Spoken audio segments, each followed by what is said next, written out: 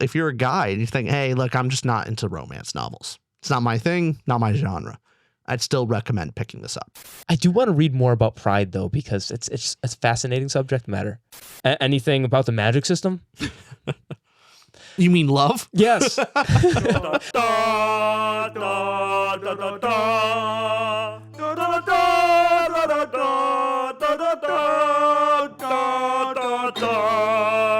Welcome everyone to the Tutor Round podcast. My name is Richard. My name is Austin. I'm having a quite agreeable time today. How are you, doth Richard? You know, Jane Austen and Austin Rambler. Quite. This author, let me dare say, 5-star name. Point being, I'm not going to lead into that too much. I can't do it. You can't do what? Yeah, the corny. No. Right before taking the shot too, we're like, man, we're corny sometimes with our intros, and there I proceed to do exactly that. But point I want to say, we read Pride and Prejudice. We did. I liked it a lot. I felt in touch with my feminine side and here's the main thing. It's not even really the feminine side thing that haha, tongue in cheek, but yeah, I like Red Rising and big fights and so. This was fun for me in the sense of most of these like romantasy or just romance novels. Like I understand, I can get the appeal, but I'm never like into it. I'm not into the romance. I'm not going like, ooh, will they, won't they? I'm invested in their love story. Never am. This is the first time, like, yeah, I'm rooting for Mr. Darcy. Like, Mr. Darcy and Elizabeth. Like, I'm actually there for them. That was cool. I actually thoroughly enjoyed this romance novel. That's sweet. This is obviously the classic book itself, Pride and Prejudice. We're going to do spoiler-free of the book, of the films, of everything for the first 10 or 15 minutes or so. Mm-hmm. Then we'll go full spoilers, as we always do. And this time we're doing it with an actual certified OG classic. This goes way back. Do you know how far back? Do you know when this was published? No. A little trivia for you? Don't even. Take a shot. Take a guess. I got the facts for you here. I'm just gonna make my pick a year. Come on. I think it's publication year before 2007. Right? Come on, give a good guess. I don't know. What's your interpretation? 1850 something. Not bad. Yeah, it's 1813. Hey, early 1800s. It was actually written in the late 1700s, and originally it was titled First Impressions. I vaguely remember that from a class somewhere. Yes. So again, with these honestly, that's a very good title for this book too. Mm-hmm. It is great. It's a very apt title. Jane Austen changed the title name later on, and she was influenced by Frances Burney, who wrote the book Cecilia. It was popular at the time, was written decades before this was released, had the term Pride and Prejudice in Frances Burney's novel, and she used that for the name of the book coming out instead. This was her second ever released book as well. The first one was called Sense and Sensibility. So she loves the alliteration. Sense and Sensibility, Pride and Prejudice. Well, just off the bat, Jane Austen is a masterful wordsmith. Like, it's really well written. Like, yes. The dialogue is chef's kiss. Like, this is great. This is great stuff. Prose is awesome. And for those who don't know what Pride and Prejudice is, I am with you as far as I knew of Pride and Prejudice. And Rich, I'm curious, how much did you know about the story, the plot, anything going into this before you read? Were you blind, or did you know, I kind of know this and that? Zilch. I knew nothing. I knew there was a book called Pride and Prejudice, and many movies were about it. It's a romance novel. How many movies? That's it. I've got that number down here too. I was doing some research. My guess is like 11. At least 17 is the number. Dang, I lowballed it. And there's other adaptations, TV series, etc. Yeah. I was on the same. Also, every single romance book ever made is an adaptation. It's an adaptation of Pride and Prejudice. Or specifically, all of the actual compelling male leads of all of these different romantasy and romance books is basically just Mr. Darcy, but worse. Am I wrong? You're just a Mr. Darcy supremacist here. I am. He is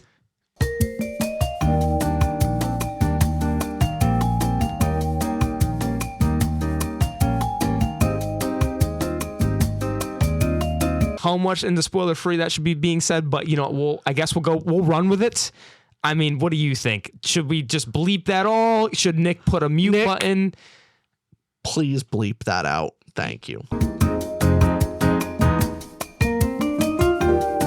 Okay, we'll keep it at that then. That's fair. I like Mr. Darcy. Nick, if he got into spoiler territory early on, if you don't mind, it's also flubbing that up. It's also a 200 book from something years old. But we also 1813. I also did say spoiler free. Like, hey, we hadn't read it before. It's for the people fair. like us. We gotta be fair. So Nick, if you don't mind for that first part, maybe just a little bit of sorry, Nick. you make his job tough sometimes. He's all the time. So with any other information you have about the book, of you going in spoiler free, of what you think about Pride and Prejudice, what was your impression of the book before even reading line 1? I just knew old-timey romance book. That was really it. And I knew that Jane, like, comparatively speaking, people talk about how Jane Austen is a really good wordsmith. Yeah. It's really well-written novel. That was all it is. The first line of the novel, I think we can allow this in the spoiler-free. We can allow this one? Okay. Yeah. I'll pick it out of a hat here. I have it on my computer, but it's always fancier to read it on the actual paper. Mm-hmm. This is chapter 1, line 1. It is a truth universally acknowledged that a single man in possession of a good fortune must be in want of a wife. It's a very famous line as well. People put that as in one of the greatest first lines ever written in a book. It sets the tone perfectly. It sets up, hey, this is what you're going to get in Pride and Prejudice. This is the point of the book. Exactly. And the premise of the book is this mother, Mrs. Bennet, wants to marry off all her daughters to richer men. And goes... To anybody, really. Correct. Mrs. Bennet just goes, take my daughters. They want marriage. And our main character's name is Elizabeth Bennet. And she, at the time of this release, that was one of the most praised things at the time of my little knowledge that I have and looked into, that Elizabeth Bennet was just a fantastic protagonist of the time. And people were like, oh my goodness, I've never seen a protagonist like this. So for those character-centric people out there, would you say it's very character-heavy? It's all characters. That's all it is. That's the whole novel. Are the characters good? Yes. That's the whole point of the novel. We've been talking, so to expect in this book, the genre, romance, of course. Mm-hmm. What I didn't expect at all was the humor. Oh, yeah. Jane Austen's hilarious. She's really funny. And the whole thing reads very satirical and quirky. And the big takeaway I got, we're doing actually a year of classics. And by year of classics, we're trying to read at least 4 this year and interweave those with our fantasy sci-fi novels. Shout out to Q, because Q was talking to me in some DMs. He's a patron. Thank you, Q. And was talking in DMs going, hey, let's do book club for at least 4 classics. And this Pride and Prejudice we did a book club on the Patron Discord. If you want to join us in our book club link below, we did do a Pride and Prejudice book club. And for the most part, it was just talking about good things from Pride and Prejudice. Nobody really it was like, hey, this is a classic, and everybody got something out of it. And sorry, that's a long way of me saying something I thought was cool, is that humor is the same. Humans several hundred years ago were just as funny. The only thing that changed is that we have more stuff to make new analogies and references.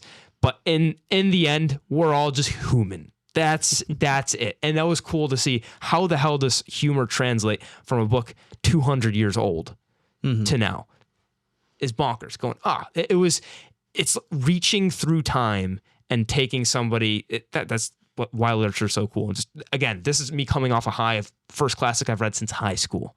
It's just cool to see, and it's getting me to want to read more. I don't know about you. What do you feel? Well, definitely. The thing that's more impressive for me of this book that is 200 years old, something that people talk about with classics, is the purplish language, the over-explanation, like using a lot of words to say very little.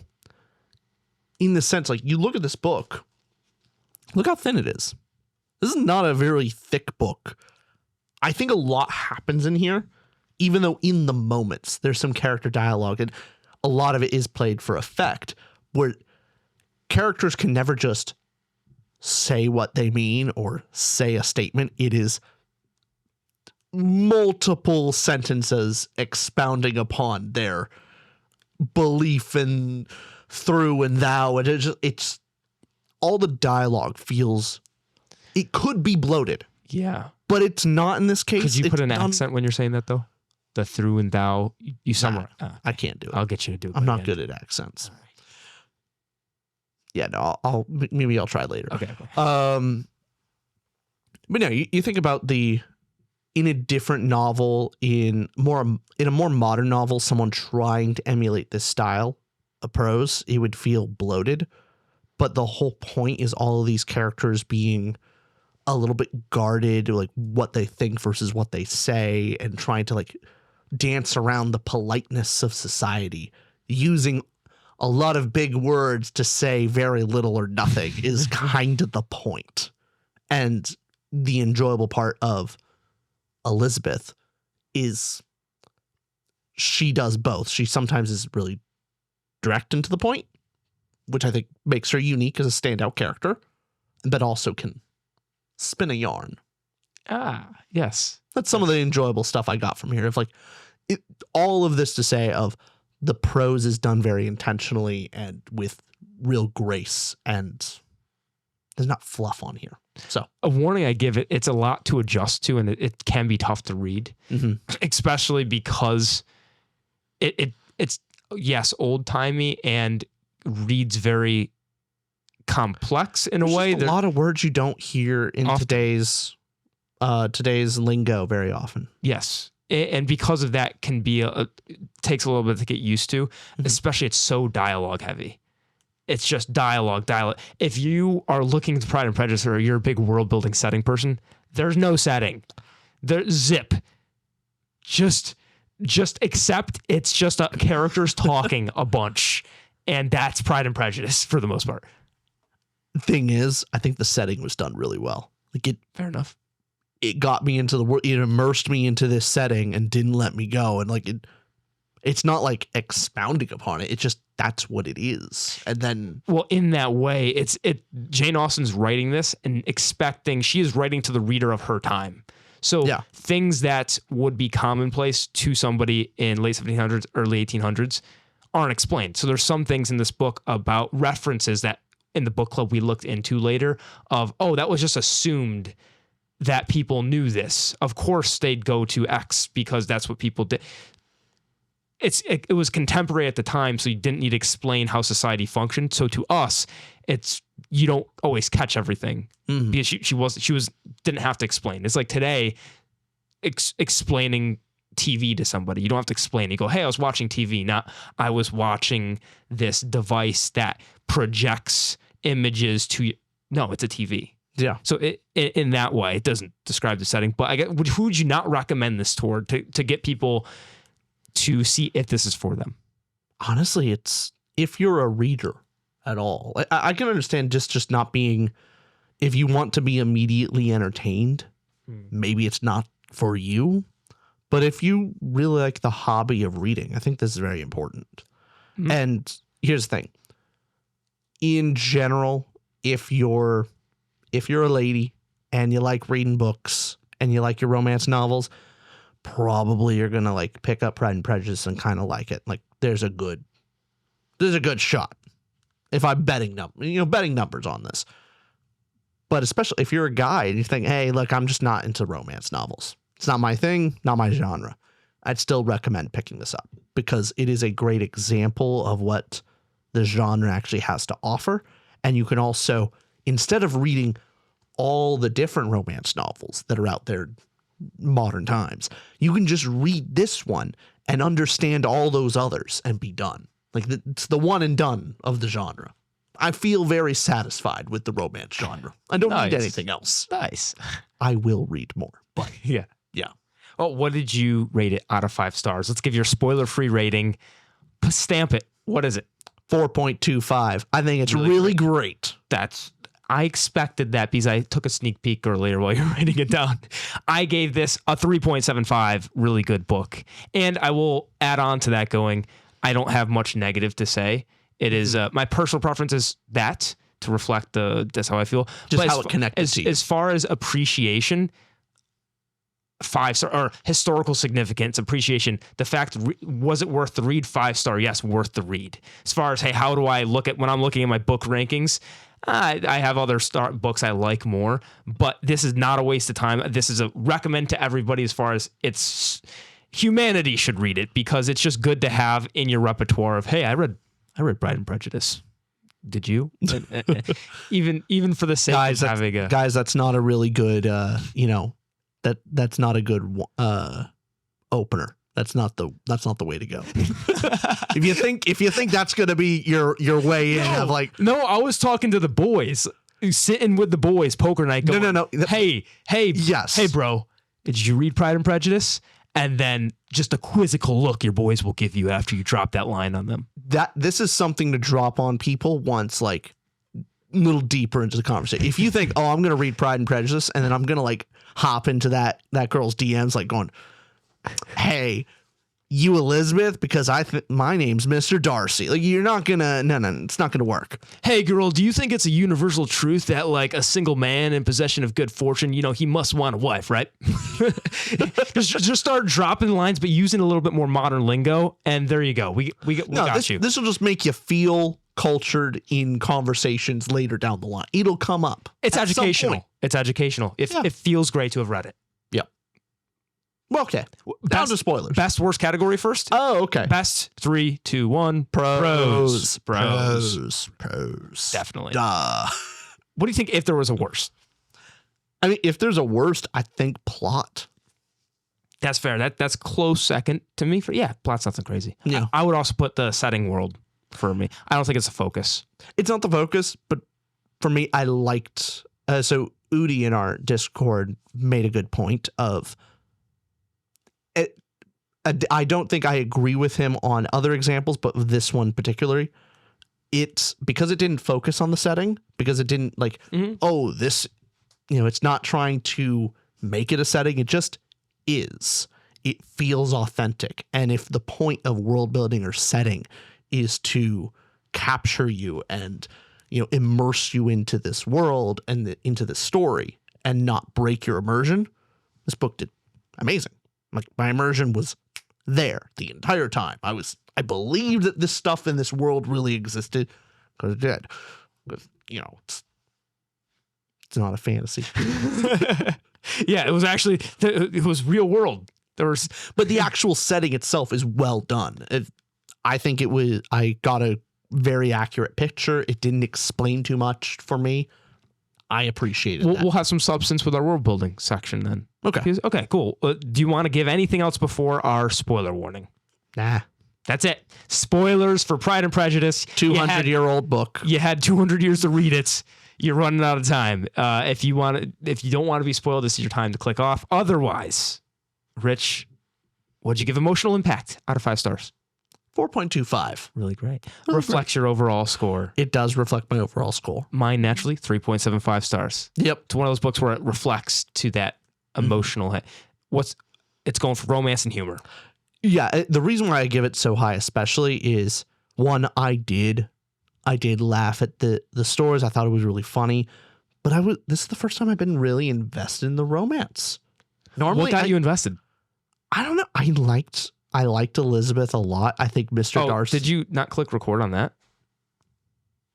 I didn't. Can we still use the audio from that, or would it sound bad? We can. Okay, click record there. There we go. Sorry, Nick. You make his job tough sometimes. He's all the time. So what got you emotionally? Well, of course, talking about the humor and the romance of, I thought it was really funny, but more so, I was really invested in the romance between Elizabeth and Mr. Darcy. I have not had that experience, really. I've never been actually invested in the romance between two characters in a novel before. Not really. What got you invested in that romance? I mean, it comes down to the characters of Elizabeth and Mr. Darcy are well thought out characters that like you can see the will they, won't they. Of course they're kind of going to end up together, but the chemistry between them is well done. It's not so obvious, and I don't know. The will they, won't they actually worked here. And I'm trying to figure out why, even though ultimately they'll end up together. It's not as obvious and it's not as in your face. The fact that Mr. Darcy actually is not perfect. He's pretty great. Mr. Darcy's awesome, but he is rude to her. He does have his faults. He has his failings. When I thought it was an emotional time of him actually proposing to her and her going like, what the hell? No, absolutely not. You're a piece of crap. No. And it makes sense in the moment. And the hurt he feels and just all of this emotional turmoil was invigorating. I was invested in that. That's awesome. Yeah. A lot of that for when we're doing emotion, tones going for humor, romance, and a specific scene for you that brought that. Was there a specific scene that you went, that's why I care about them? I could help with one. Sure. If you shoot one. The romance between them, I think, helps when the progress portion of the story, the journey that we're going on. Jane Austen's so funny and witty with everything that the interactions are just fun to listen in on. So, for example, Elizabeth rejecting Darcy the first time. It's funny, too, because Darcy's going, I don't really like how you are in general. For some reason, I'm abbreviating. I don't know why I like you, but I do. Will you marry me? And Elizabeth's like, no. Basically going, your house sucks. I don't like your family. You're rude. I thought you were unattractive from the very first time I saw you. And yeah, he's like, not the best opener, man. No. Not the best. I broke up your sister and my friend because I thought she was a woman of ill reputation. You know, like going, Jesus, man. She was not very agreeable. She uses agreeable quite a lot. And did you notice that? Yes. A lot of agreeables. A lot of agreeable, yeah. So partly of that is the funniest scene to me. This one got me an out loud cackle. This is what got my emotion. Like, okay, this is funny. Mr. Collins and Elizabeth. Mr. Collins had a scene with Elizabeth where he's asking her hand in marriage. And I have the quote here that I'll explain after a little bit of the setting up the scene. But Mr. Collins is essentially proposing to Elizabeth and putting his heart out there, being like, please, I'd love to have your hand in marriage. Da, da, da. And Elizabeth goes, no, thank you. No, not for me. Mr. Collins takes this and goes, you are doing the societal thing that you women of your sex do. You are playing the social game and saying no, so therefore, a proper woman must, of course, say no to the very first proposition. But, I will take this with, dignity and with your pride, and I will ask again. It's like, no, none of that. You're playing this game extremely well, madam. I see basically the playing hard to get. She just had to keep getting meaner and meaner and meaner. I have the exact quote for what he says in one part of this, but there's more to it. When I do myself the honor of speaking to you on the next subject, I'll repeat that. I messed it up. When I do myself the honor of speaking to you next on the subject, I shall hope to receive a more favorable answer than you have now given me, though I am far from accusing you of cruelty at present, because I know it to be the established custom of your sex to reject a man on the first application. And perhaps you have even now said to me as much to encourage my pursuit as would be consistent with the true delicacy of the female character. And he's just talking about, you females in your... Oh, God. Is it just is it just me, or does Mr. Collins just, for the entire novel, have a fedora? You know what I mean? I think that's you projecting. Yeah, probably. But I can see that. What I mean? Yes. It's just his attitude is just the smarminess of him. Smarminess. What's that word mean? Smarmy? Yeah, never heard it. Oh. Tell me a word. Let's see. Smarmy defined. Wheedling in a way that's perceived as insincere or excessive. Thank you for teaching me a word. That's wow. Did you learn that in Pride and Prejudice? No. Oh, you just knew it.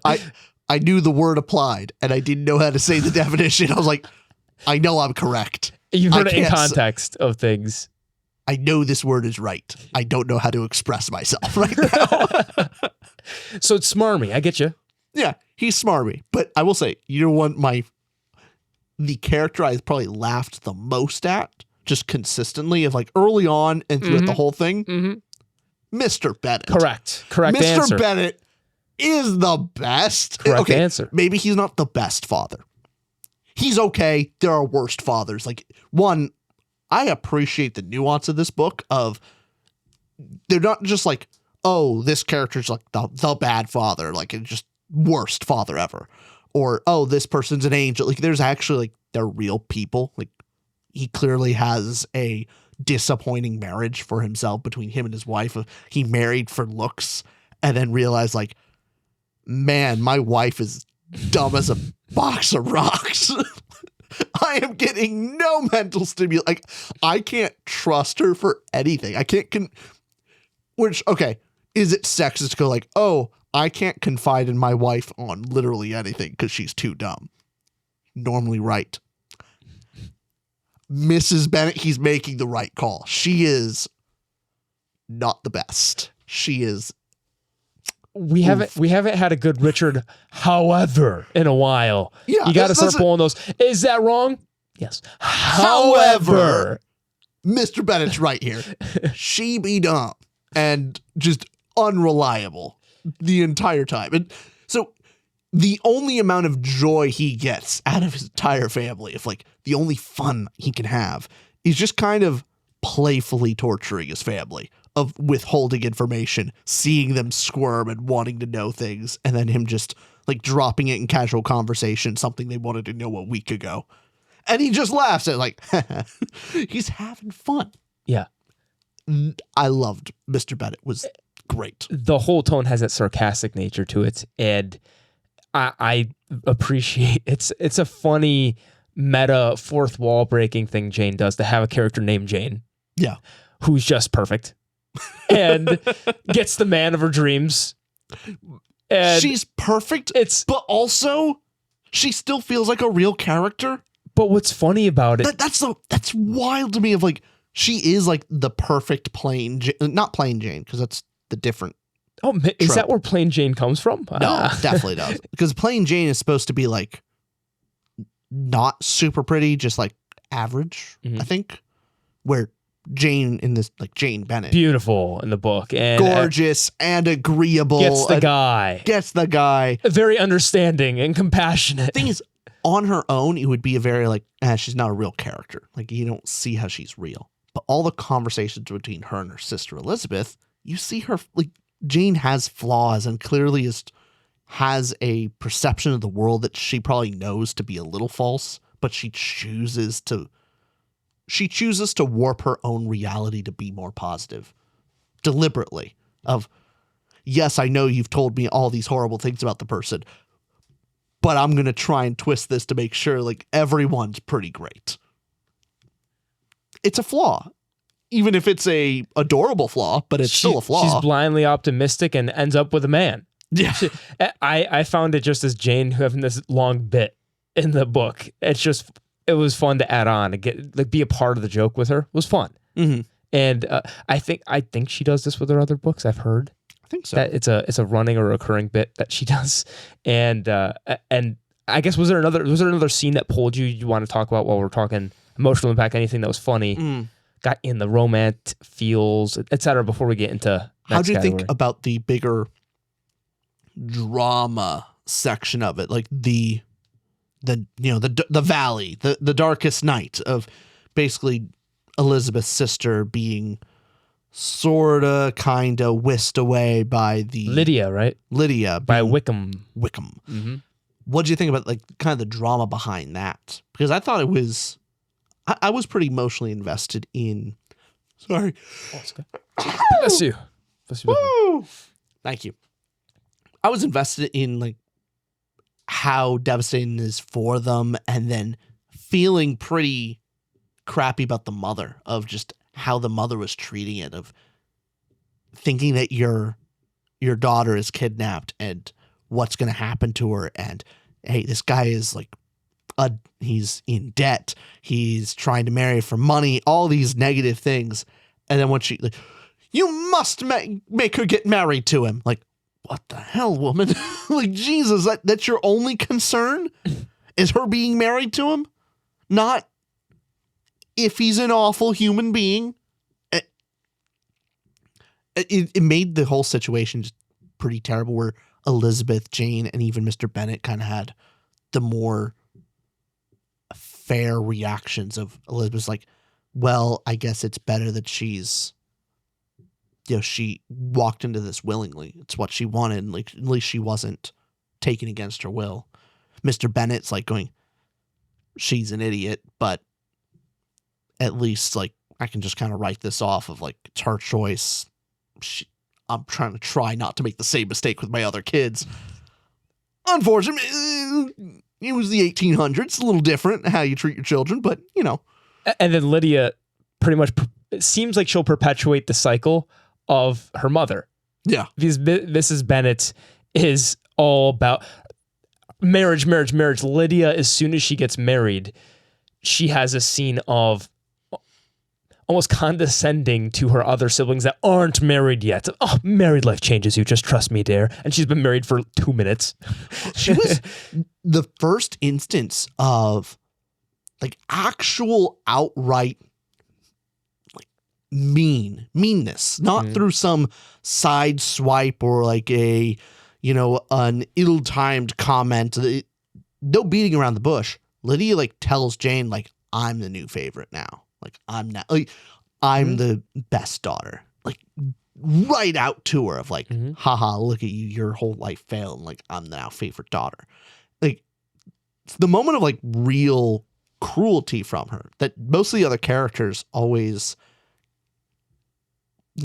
couch their opinions in thous and whatnots. And the absence of speaking is the same as speaking. And their whole thing. But that was an interesting tone shift for Lydia. Yeah. It's a more drama portion you're talking about. You like that? Yeah, I liked all that, especially how Mr. Darcy reacted, Elizabeth being invested in like trying to, being unconsoled that her sister's been basically taken away, and the fact that she didn't disclose any of the information about Wickham, where she felt like partly responsible of she should have told her sisters about this and didn't. Yeah, I liked that whole drama section. Nice. Yeah. So got that out? Anything else you wanted to add on? No, that was good. Because this next one's, this is going to be a tough one to cover because I don't really know what the theme of this one's going for. This is a tough one. We got to put our detective caps on for this one, Rich. What did you give Thought Provoking out of 5 stars? What's your score first? I think it's 4. 4-star for you? 4-star for I me. also give it 4 stars. Yeah. Great theme, great message. But what is it? Oh, we turn it off again. What is it? Wait, there are mics unplugged? No, we're good.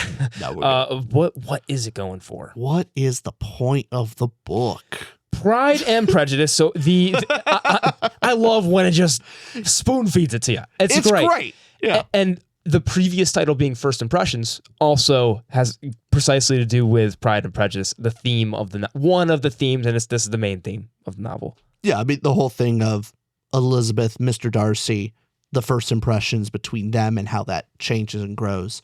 It honestly, the first impressions of literally every single character, Mr. Wickham, Mr. Bennet and his wife, of his first impressions of his wife is attractive lady of quality. And then as time goes on, So it's the same thing with Jane and what's the guy's name? Mr. Bingley. Bingley. Yes.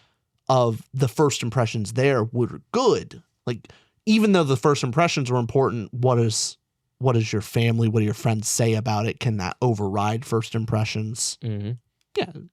It would be an apt title, but yes, Pride and Prejudice also work pretty well too. Great title. Which one do we want to tackle first? Pride or Prejudice? I think they're both intertwined pretty well. With I see when we were talking in the book club too, this seems to be the more correct take, is that both Mr. Darcy and Elizabeth had a bit of Pride and Prejudice in them. You'll see not criticism, you'll see analysis of, okay, it looks as though, let me make sure I have this right. It looks as though Elizabeth has the pride of misjudging Darcy and having more pride, and Darcy is the one who's prejudiced against Elizabeth's social class, which is definitely seems like that is the top layer. Then beneath that, they both seem as though they have pride and prejudice. Because sometimes it says Pride and Prejudice kind of goes hand in hand sometimes, because are you prejudiced against being prejudiced against someone's social class is pride in your own status and why you're there. So they go hand in hand. But in this book, it also says like pride inherently isn't completely negative as long as it's justified. So Elizabeth knows that Mr. Darcy is very prideful. It says that frequently. But then when she finds out more about him, of how much he's gone through and what he does for the people in his community and how much that he cares about the people around him and his status and what he does, it's like, okay, he has a right to be a little bit prideful and like he does a lot of good. He is a man of upstanding character, if not being a little disagreeable. Oh, the big disagreeable. Disagreeable. That's a slur back in the day. I know. They like agreeable people. But it's the vice versa, you know? Yeah. Yeah. How much does Mr. Darcy like Elizabeth because she's not agreeable? And that despite her station, she has integrity. She actually, like him, is not afraid to actually confront someone, is not afraid to speak it like it is. And so I think that's a big part of why he was attracted to her, is because despite she had a little bit, is that prideful or is it the opposite of not being afraid of your social class and like being willing to speak your mind? It's courageous in some cases. Pride, yeah. How do you define pride? That depends, because pride, is it having an overinflated ego of oneself and is pride as a sin, or pride is in courage and feeling good about yourself? Because when I think the word pride, I always like, this is just an aside from the book, I always like to say, hey, I'm proud of things external of me. When I go self-pride, I don't ever like to say that, just as a mental ego check, etc., of going, hey, as soon as you get an overinflated ego, or go, hey, I'm proud that I did this. I like, it's just linguistics, but I like to use just, hey, I'm happy that I did, just different words other than pride, because with it comes somewhat of a negative connotation in my mind, even though that might not be the case. Is it the difference of pride that I did something versus pride that I am something? No, I just don't. Is that kind of the difference? Maybe. No, like I would even say the negative aspect is saying I am proud that I am X. I'm proud that I am like whatever name your Italian. class. Yeah, versus I'm proud that I take care of my Italian grandmother. Maybe is it about your actions versus who you are? When it's about something good you did, it feels like you're trying to pat yourself on the back. Okay. Something like that, maybe. It just, I have a lot to think about. I want to read more books about pride itself, because there's a lot I want to explore with it. Yeah, I still don't have all my thoughts dallied out, other than making sure that head screwed on straight. I think it was interesting in this book, at the very least, that pride wasn't, as you were saying, wasn't seen as completely bad, but was a flaw as well. Was a flaw of the main characters. Yeah, it's a flaw when it's undeserved and overabundant. So Mr. Collins, pretty darn prideful, like overly so, and undeserved as well. He thought incredibly highly of himself, and yet ultimately, what did he really have to offer? What did he actually do? Him saying that, oh, I'm doing a great thing by, I technically am going to take this house from this family, but like I will lower myself to marry one of the attractive daughters to keep it in the family. It just one of his cousins to keep it in the family. And thinking, I have so much to offer. Their own house. Yeah. That's not a lot to, like, man, I have so much to offer you in this relationship. The house you're currently living in. What was that legal term called? I should have written it down in my notes. Starts with an E. I know it's not bequeathed. But. No, it was the term. I won't be able to find it that quickly, but the term. We know if you've read it. The estate is It was a legal term back in the day for Mr. Collins's right to have the house because it went to the nearest male kin or not the it went to the nearest male line. And, yeah. Okay, but yes. But of the theme Pride and Prejudice, then what else did you get from it? I mean, even though the theme is straightforward, how could we help somebody out there who's a high schooler watching this 3 years after this video drops and they're spark noting going, damn it, I have a test on Pride and Prejudice tomorrow. What else can you give me, guys? Well, use that little nugget of, hey, the original title of this book was First Impressions. The theme of this book is frequently how important are first impressions? Are they the most important thing? Can they be overturned? Can you overcome a first impression? Should you overcome a first impression? All that kind of stuff. The Pride and Prejudice stuff is pride about your position versus pride of what you do over excess. Like, do you deserve the respect and pride that you have at your station? And then I guess the prejudice is people judging others without all of the information or making presuppositions. And for that comes in, you can use an example in one of your essays of how Mr. Darcy, he had this bad boy persona. Don't use that word, kid. Okay, use a different, you make a man of ill repute. yes. And the example is when you find out behind closed doors, his servants love him and he's admired by those close to him. That's what really mattered. And he didn't advertise how good of a man he was. He didn't wear his pride on his sleeve. I mean, maybe he had more of this prejudice, and pride can come along with that, but he didn't boast about his achievements. So maybe he had less pride, less excessive outward pride, but he had prejudice toward other people, but behind closed doors was a genuinely great guy. Yeah. That's what made him admirable. And also, did I age ourselves there of 3 years from now with Spark Notes even going to be a thing? It's all chat GPT. It's going to be AI. That is true. So I don't even know if this would be helpful. Who knows if this video, they can also summarize this podcast probably. They won't even, whatever. God, AI is going to replace all of us. Yeah.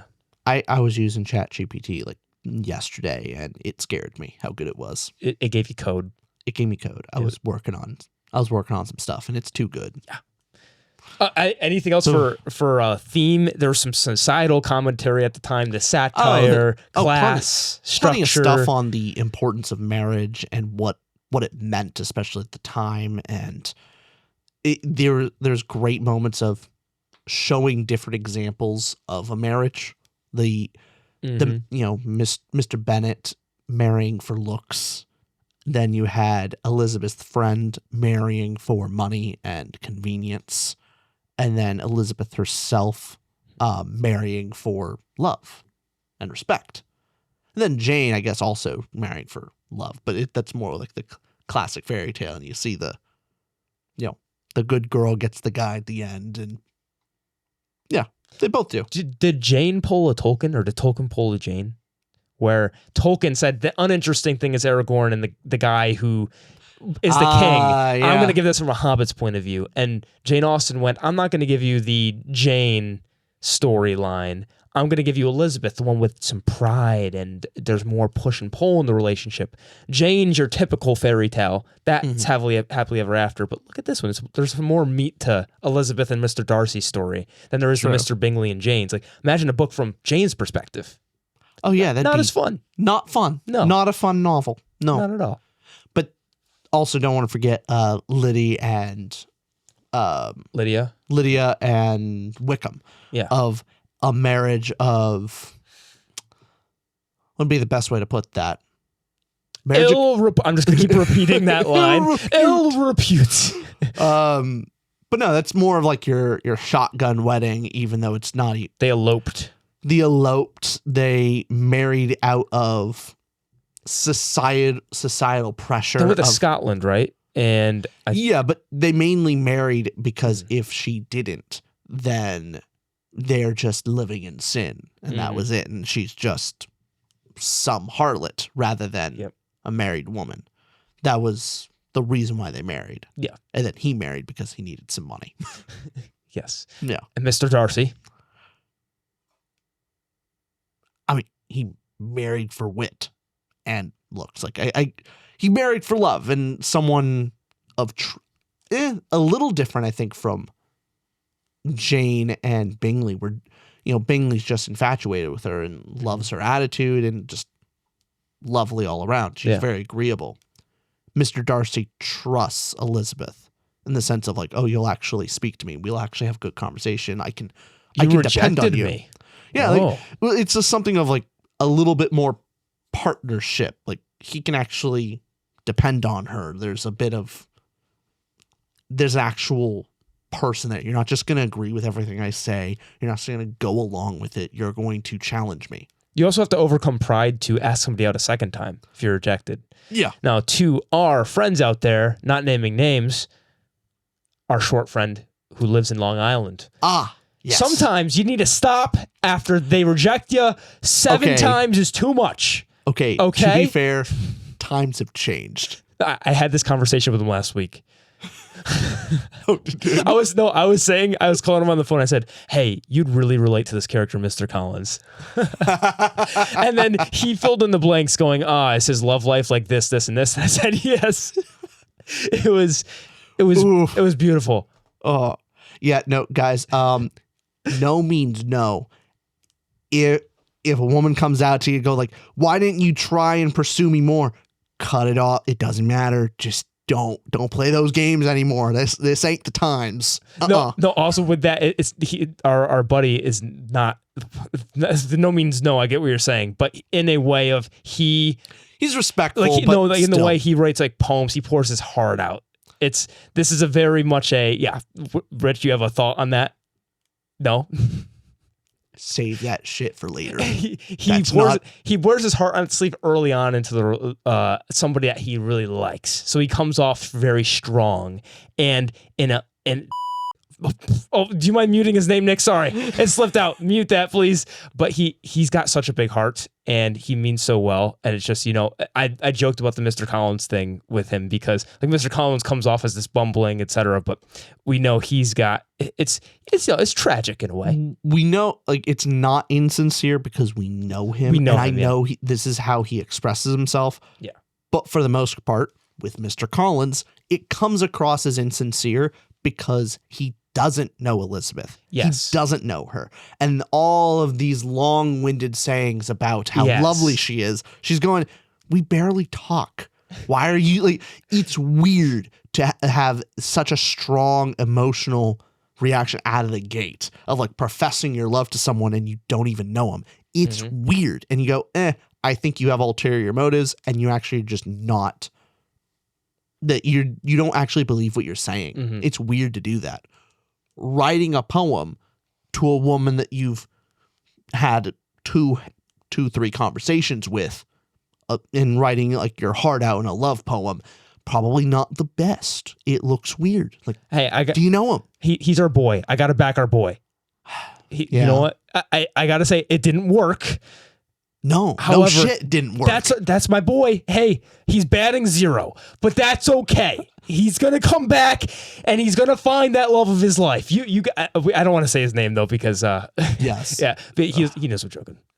But at the same time, it's gonna happen. You got to keep that sentiment and channel it into appropriate avenues for the time.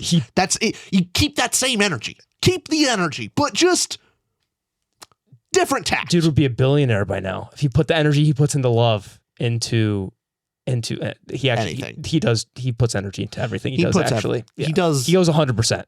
Yeah, he never half-asses 2 things. He whole-asses one thing. Yes, all he the does. time. Yes. You want to go on to characters? Yeah. What'd you give characters out of 5 stars? Give characters a 4.5. I thought they're spectacular. A 4-star for me. Great characters. Love them all. We've been talking about a lot of them here. How do you think Jane Austen writes characters? What's her style? How would you describe her characterization in general? I think she normally starts off with, she writes characters in the sense of you don't get a lot of description of them. It's all through dialogue and how they interact with different scenarios. It's not exposition heavy, really, but you get to see the impression from Elizabeth, or you get to know about Miss Bingley through how her husband treats her. You get to know about Lydia from how the mother and the father and Elizabeth all react to her. It's all interpersonal. But how does she write characters? She just writes complex, flawed characters. Every single one of them. That's the lovely thing about it. There's no clear bad guy. There's no like clear good guy. The good guys have flaws. The bad guys I mean, are not Wickham's your bad guy. he's your bad guy, but like at least he's charming. He seems like I it's know not a fantasy dragons you're fighting against. It's a social satire. Your character personality and quirks are just very vivid through each character. That's who they are. Well, we also get the least amount of information from Wickham. We just see his kind of false mask and exterior, and we know, all the bad stuff he did before. Like he's a snake in the garden. Mr. Collins could be also a villain, but ultimately he's just kind of think of him as a sap of like, he's not a good guy, but he's also clearly just full of himself. It's not really malicious the same way Wickham is. Yeah. Would you agree that Jane Austen, especially for her time she's writing this, she takes a personality, a quirk, some type, and runs with it? So you take Mrs. Bennet, you take the oblivious mother who just wants her kids to get married. That's all she can focus on. That's her thing. You take the father who is toys with his family, very nonchalant, aloof. Wife. I'm waving if you're audio only. Just get away. Go. Like, just please. And so she takes these, makes these caricatures of real people. And there's take a stereotype of somebody and exaggerate it. Like Jane. Jane is an exaggeration of a character. Yeah. You're right, but they feel believable. In the same case of I've read other characters where they're just a caricature, because I think it would be wrong to call these characters caricatures. I think they're actually well thought out characters. Maybe they're extremes, but I wouldn't say a caricature. What do you mean by caricature? That all they are is what they represent. I don't think Mrs. Bennet is only. It's like, she only cares about her daughters getting married. There's all the other little subtler things of how it's her attitude of social class, how she interacts with her husband, and it's not just the marriage part. It's a deeper thing of her pride, she's probably one of the most prideful and only cares about how other people look at them. She doesn't care about the actual relation. She doesn't care about the situation. It's, how are people going to view me about this? And that applies to a bunch of little things, most prominently in how she treats her daughters for marriage. Doesn't care if her daughters are happy. She just expects, they'll be happy as long as they're married, because everyone will see that I have all my daughters married off. Like, that's the only thing that matters. That's the only thing that matters. That's why I think she focuses on that trait and goes hammers that home. And these characters are great. I mean, it's the point of how does she craft these characters? And yes, they feel real. To me, it leans more into it. I love my characters from social commentaries that are in modern movies and so forth. It feels like that. It feels as though the book is going for that satire, fun, humor. And the way you get good humor is you get these somewhat ridiculous personalities. The way the humor works with Mr. Collins and others is, he's ridiculous. Yeah, there's people like this, but then turn up the knob a bit. Yeah, I see what I'm saying in that way? But why does that work here? Because it's funny. Yeah, I guess so. It's effective. It's dialed up. Like it's given another extra 2 notches, but it's still believable of like you don't make them so ridiculous like, oh, nobody would ever be like that. It's like, I've known a Mr. Collins before. Like everyone knows someone like these characters. We just shit on our buddy going, hey, his love life. No, he's not exactly Mr. Collins. The ridiculous part is that all of these extreme characters are kind of in one place. Yeah. Normally these kind of people You are get one spread out. oddball. You get one of like, ooh, they're a little much. Like you don't have them. We have all another in one friend on our spot. friend group. We know who we're talking about. Probably. Wait, we have multiple. Yeah, actually, we got a. You know what? I think our life represents Pride and Prejudice. Just everybody, including us, is an oddball.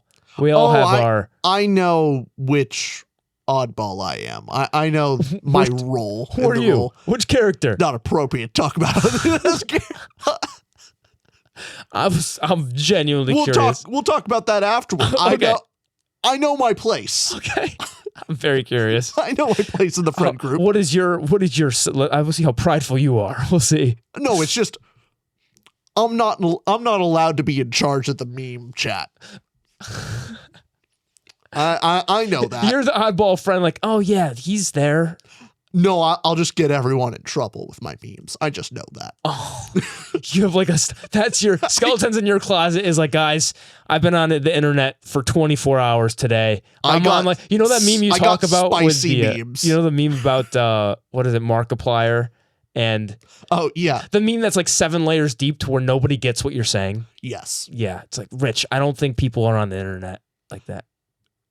Yeah, no, there's. Yeah. I've got to say, I do want to have a friend group meme chat, yeah. but it needs to be on Signal. I don't want that on Facebook Messenger. That's too dangerous. Zuck's gonna come after you. I don't want to risk that smoke. Jesus. Okay. Self-deleting every 20. Join our Patreon. You'll see all of Rich's memes in the.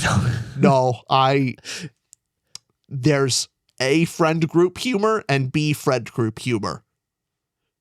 B, friend group humor is on our Discord. Funny, but not that spicy. You don't send me that many. Oh, because I don't get them. I don't laugh at them. I don't want to incriminate you. I don't want someone to find it on your phone. We gotta talk about this afterwards. I gotta look through your phone, okay? So anything else you want to talk about on characters? We talked about a lot of them in the previous categories too. We have Bingley, Lady Catherine de Bourgh. That's a great name, by the way. I think Lady she Catherine was the de Bourgh. most ridiculous of all the characters. You're starting to see my up knob analogy. That's why I just feel that's an accurate description of the characters. You're right. You're 100% right. Yeah. But again, it's just done so well that I don't find it negative. Okay. If that's understand. I still think they're believable characters. And they work really well. Yeah. But want to move to plot? Yeah, sure. What'd you give plot out of 5 stars? 3.75. Really good, but yeah, lower. 3.5 for me. Good plot. Does the plot stuff. I'm just wondering, is it my preference and the time that the book came out? Is it little more fluff to me? Like, could things be trimmed down, even though it's not a very long book? Oh, you thought I don't fluff know. was a thing. Okay. I'm not sure. It's pacing. That's just the nature of the book. Like, I could easily put it down through many sections. Right. But is that just me and what I'm used to and not really the fault of the book? That's kind of where I'm at on it. I don't know if that's a problem with the book. It's more of a me problem. How would you set this up? If book hooks you with what? Hooks you with daughter's going to get married. It's about that. Yeah. Right. I guess what's the setup of the book? What is the fun part about reading it? Why were you able to put it down at points? Because what was it about the book that made the plot work, or not? I guess is a lower category for you.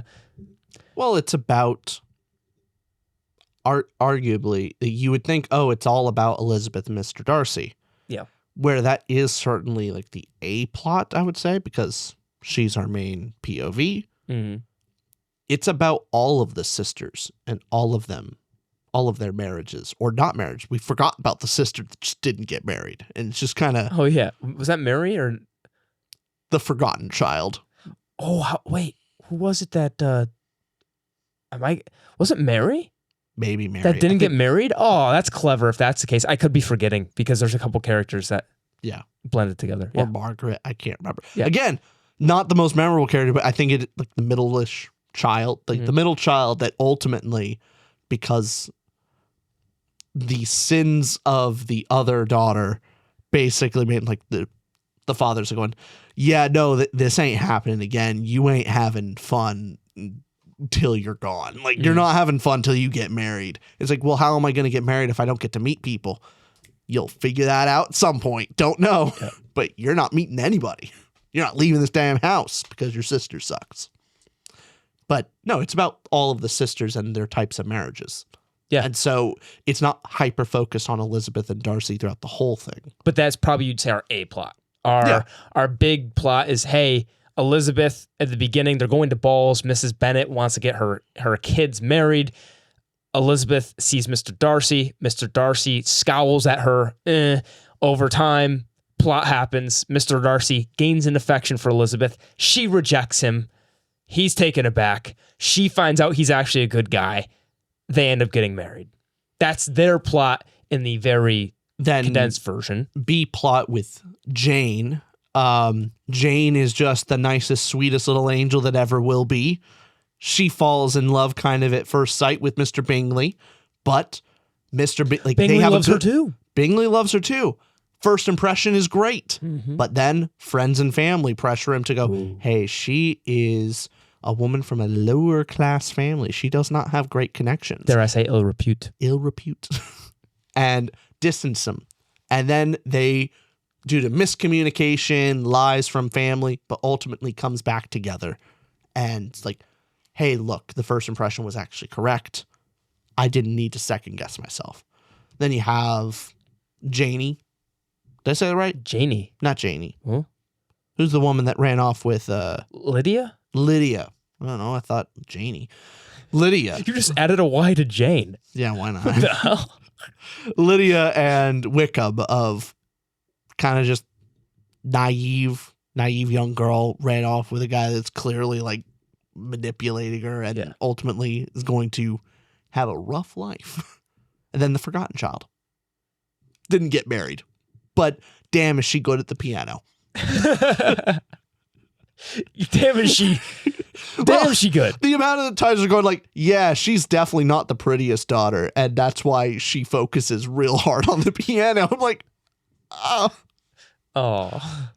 poor Mary. I felt bad for her. But that's the plot. Yeah, that's the plot. Want to move on to world? Yeah, go ahead. Yeah. What'd you give? And when we're talking world building, setting for this case, because world, we're usually talking fantasy stuff. This is setting. What'd you give that out of 5 stars? 4.5. Spectacular. I was sucked in. Biggest rating difference in a while, 2.75. Disappointing. No, below average. Not below average. Okay. Below average. I would love to hear your... No, you're excited. I've been talking a lot first. No, you haven't. I want to hear you. No. You always ask me the question, then I have to say it. Why did you rate it 2.5? 7.5. 2.75. 2.75. Yes. Just below. We have to be exact about our ratings. Okay? We do have to be exact. This is your first time here because we don't typically do classics all the time. We have a description of our rating system. We're actually still building the rating website. That's moving. It's moving. No, still going. Don't know our date yet, but okay. I think for this one, where the Jane Austen's purpose of the book, it wasn't to. I touched on this a little bit in the spoiler-free section about her purpose of writing the book and it being contemporary to the time, so not a lot is explained purposefully so. I just don't think it's the point of the book. And yeah, I felt somewhat I got it. I figured, okay, we're in this general location and this thing here, and I'm here in this kind of house. I just didn't, when I was feeling world, how immersed I was in the setting itself, I just kind of put myself and imagined, okay, early 1800s, we're in a generic 1800 generic boom. Got it, that did the job, and then everything's just dialogue with the characters. And then when I'm looking at this, like, hey, how can I if I was to pitch this book to somebody, am I going to go pick up Pride and Prejudice? The setting is phenomenal.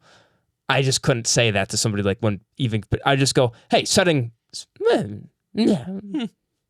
I guess that's why I think so.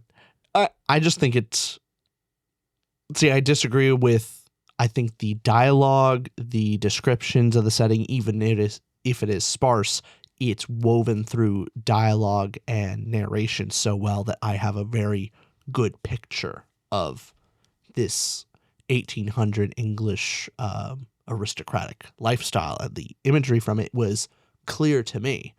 Of it held me and didn't let go of this is the real setting.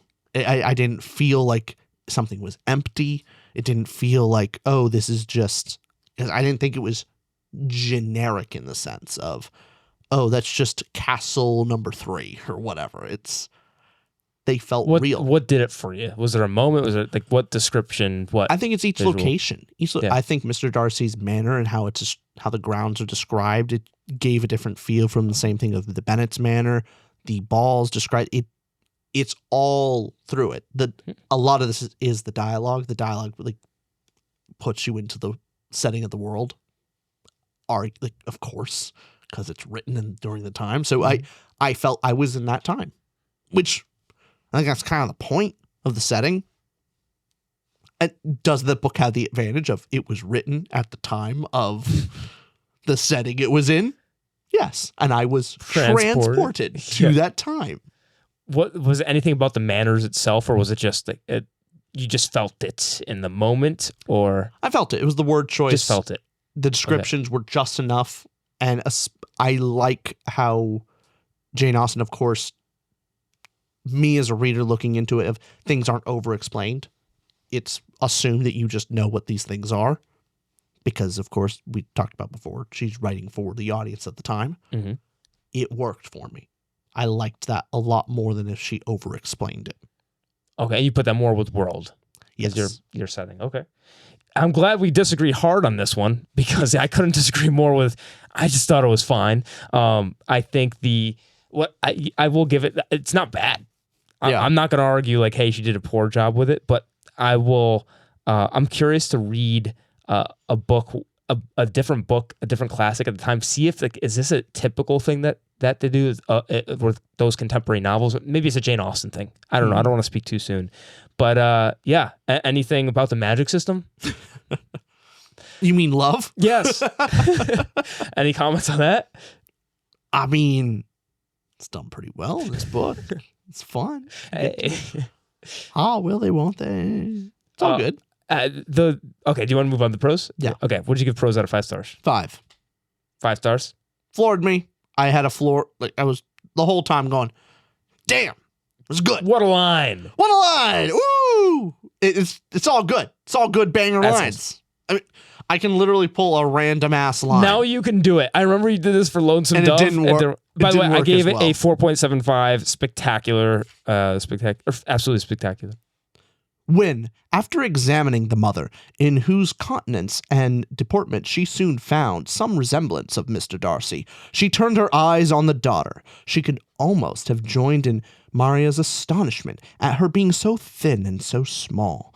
There was neither in figure nor face any likeness between the ladies. Miss de Bourgh was pale and sickly. Her features, though not plain, were insignificant, and she spoke very little, except in a low voice, to Mr. Jenkins, in whose appearance there was nothing remarkable, and who was entirely engaged in listening to what she said and placing a screen in the proper direction before her eyes.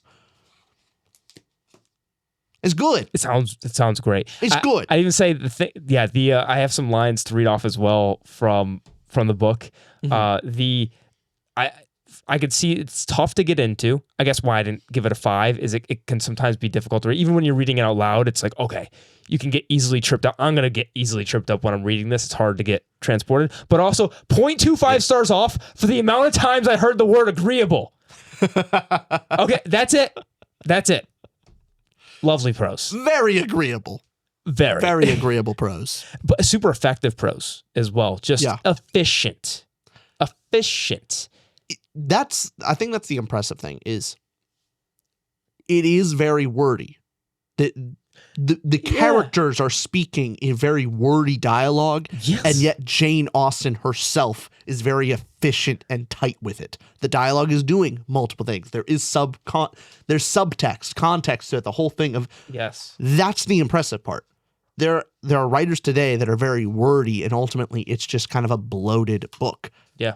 This is both wordy and also not bloated. She doesn't waste time on. She gets to the point. Yeah, Yeah. which is impressive stuff. So one line from Mrs. Bennet, it's just very Mrs. Bennet line. Those who do not complain are never pitied. What a line! What a line! Here's another line about love. From the very beginning, from the first moment, I may almost say, of my acquaintance with you, your manners, impressing me with the fullest belief of your arrogance, your conceit, and your selfish disdain of the feelings of others, were such as to form the groundwork of disapprobation on which succeeding events have built so immovable a dislike, and I had not known you a month before I felt that you were the last man in the world whom I could ever be prevailed on to marry. It's such a mouthful, but it's a real zinger. it's also really just impressive to hear. I don't know if this, again, Jane Austen, this is the first time reading something of this time as well. To me, it really impressed me. So. Yeah. Also, highly recommend Rosamund Pike's audiobook of this. Yes. I think for a book like this, if you're not used to the language, I think audiobook is very helpful. Yes. I am the happiest creature in the world. Perhaps other people have said so before, but not one with such justice. I am happier even than Jane. She only smiles. I laugh. Oh, what a line, Elizabeth. What a line. And then here's another one. You are too generous to trifle with me. If your feelings are still what they were last April, tell me at once. My affections and wishes are unchanged, but one word from you will silence me on this subject forever. It's very much there's an easier way to say everything that Jane Austen is saying. There's a quicker way to do it, but she plays with the word, makes it witty. There's layers to it. And I'll say the sentence one more, okay? You are too generous to trifle with me. If your feelings are still what they were last April, tell me so at once. My affections and wishes are unchanged, but one word from you will silence me on this subject forever. What's that saying? Essentially. It's super simple. Yeah, no. My feelings are unchanged, but if you tell me no again, I'll leave you forever. Hey, say no and I'll leave you alone. That's even better. That's shorter. Say less. Say less. Do it less. Yet, the way it's presented here. I got it. Yeah. Doesn't work for you audio only listeners, but for the video. Huh? That's shorter. Yeah, it is shorter. With a look. Like, give them the eyebrows, like, So you down? If No? sufficient prose is the best prose, the whole books would just be a bunch of, okay, no, yeah, when, what, where? It's just a bunch of... And then the narrator describing the different types of shrugs and eye rolls. Yes. He said enthusiastically. He said disdainfully. He said quizzically. Just the whole book of that crap. God, Sanderson with his, like... Why does it always come back to Sando? Well, no, it's the raise the eyebrows. Like, yes. Raised eyebrows inquisitively. It's like, he uses that a lot. It's something. I can never use that ever in writing. I can't. No, raised eyebrows. Can't do it. No, can't do it. Or raised eyebrows inquisitively. Yes. Just...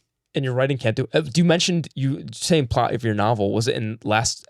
We recorded 2 just now. Was it this one? But were you starting to write it? Are you plotting it out? Good. How's it going? It's going okay. Good.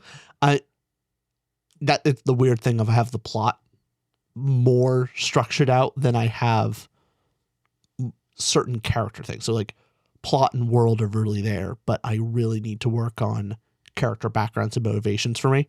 It's slowing down my writing. Got it. Yes. So, well, how do you feel at the end of this video? Do you feel more prideful? A little bit. I do feel like I'm better than people.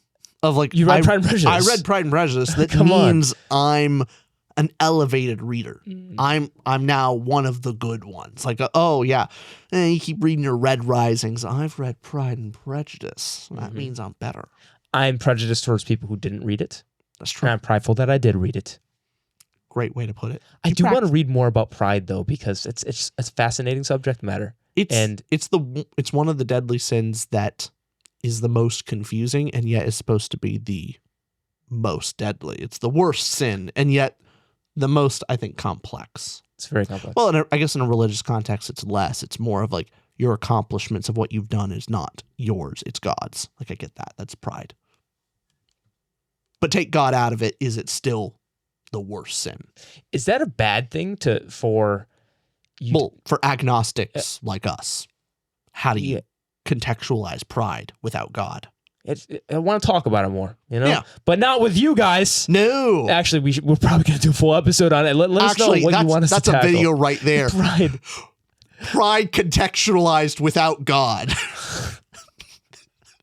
That's a Tuna Ramble episode right there. Oh, God. That's just going to be... That's a 10 out of 10 video. That is a bottom barrel 50 views. That's a late night find.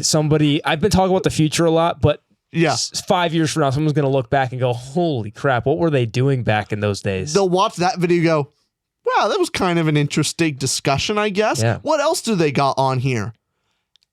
Akatar review by the Bros. Red Rise. Like, who are these people? Dungeon Crawler Carl. What the hell is that? Yeah. Do you ever think about, as long as YouTube exists, which I think it's going to be here for in some form, I see for foreseeable future, I don't ever see it going away. It's hard to fathom that. It is hard to fathom. It's hard to fathom. Like, have you thought about after we're long dead, these videos will still be out there for people to look at and just watch in perpetuity? That weirds me out. Think about that. For as long as time exists and YouTube's around, which there's a great chance it's around for hundreds of years. Well, the fact that we sometimes see comments from people on videos that are now 2 years old. Yeah. It's like, dang. And they're commenting about thoughts that were on, oh, can't believe you think this. I'm going like, well, I don't anymore. That's actually 2 years ago. Yeah. My opinions changed. Actually, Pride and Prejudice, I said I kind of liked it. Not anymore. Well, I saw a comment of someone on our Hyperion pitch review, and going like, oh, when is Austin going to read this? I'm going like, I read it like a year ago. yeah, we just did do a video on it. Like, I'm looking at it going, dude, you're commenting on a 2-year-old video of like, when are you going to read it? Going, I did. Well. We probably should do a reread for that and do a video. Probably. Yeah. I'd be willing to reread it, especially if I kind of want to get into more Dan Simmons stuff. Fair. Rockio's recommendation for other stuff from him Oh, neat. is the thing I want to try, his other series, rather than continuing on with the Hyperion Contos. Just try something else from him. Sweet. Yeah. Okay, well, as always, it's been a displeasure. Yeah, it has been, as always, you've been very disagreeable. You have vexed me greatly. You're a butthead. Bye-bye, everyone. Bye.